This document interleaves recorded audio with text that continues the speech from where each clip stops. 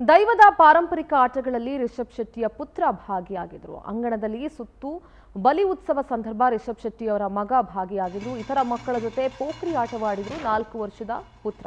ಇನ್ನು ದೈವದ ಹಿಂದೆ ಓಡ್ತಾ ಚಾಟಿಯಲ್ಲಿ ಬೀಸಿದ್ರು ಯುವಕರಿಗೆ ಬೆಂಕಿಯ ಸೂಟೆಯನ್ನ ಎತ್ತು ಪಂಜುರ್ಲಿ ದೈವ. ಕೆಲವರ ಮೇಲೆ ಸೂಟೆ ಅಂದ್ರೆ ಬೆಂಕಿಯ ದೀವಟಿಗೆ ಎಸೆಯುವಂತಹ ದೈವ. ಕಳೆದ ರಾತ್ರಿ ನಟ ರಿಷಬ್ ಶೆಟ್ಟಿ ಸೂಟೆದಾರ ಉತ್ಸವದಲ್ಲಿ ಭಾಗಿಯಾಗಿದ್ದು, ವಾರ್ಷಿಕ ಉತ್ಸವದ ಕೊನೆಯಲ್ಲಿ ನಡೆಯುವಂತಹ ಸೂಟೆದಾರ ಉತ್ಸವ ಇದು.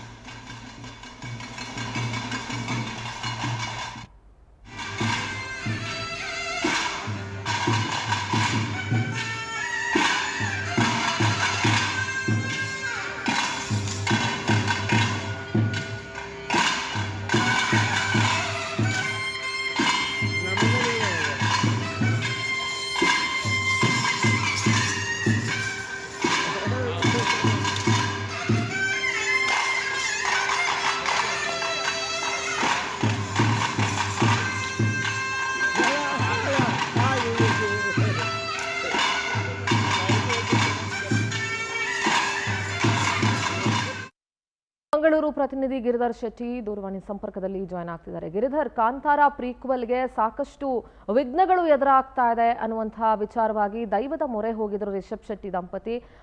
ಕೋಲದಲ್ಲಿ ಭಾಗಿಯಾಗಿದ್ರು. ದೈವ ಕೂಡ ಅವರಿಗೆ ಅಭಯವನ್ನ ನೀಡಿದೆ. ಜೊತೆಗೆ ಅವರ ಪುತ್ರ ಈ ಉತ್ಸವದ ಕೊಡೆಯಲ್ಲಿ ನಡೆಯುವಂತಹ ಸೂಟೆ ಉತ್ಸವದಲ್ಲಿ ಕೂಡ ಭಾಗಿಯಾಗಿದ್ರು. ಏನ್ ಹೇಳ್ತೀರಿ? ಚಂದೂರ, ನಿನ್ನೆ ರಾತ್ರಿ ರಿಷಬ್ ಶೆಟ್ಟಿ ದಂಪತಿ ಮತ್ತೆ ಇಬ್ಬರು ಮಕ್ಕಳು ಕೂಡ ಮಂಗಳೂರಿಗೆ ಆಗಮಿಸಿದ್ರು. ಮಂಗಳೂರಿನ ಕದ್ರಿ ಕೆಪಿಟಿ ಹತ್ತಿರದ ಬಾರೆಬೈಲ್ ವಾರಾಹಿ ದೈವದ ಪಂಜುರ್ಲಿ ದೈವದ ವಾರ್ಷಿಕ ಉತ್ಸವ.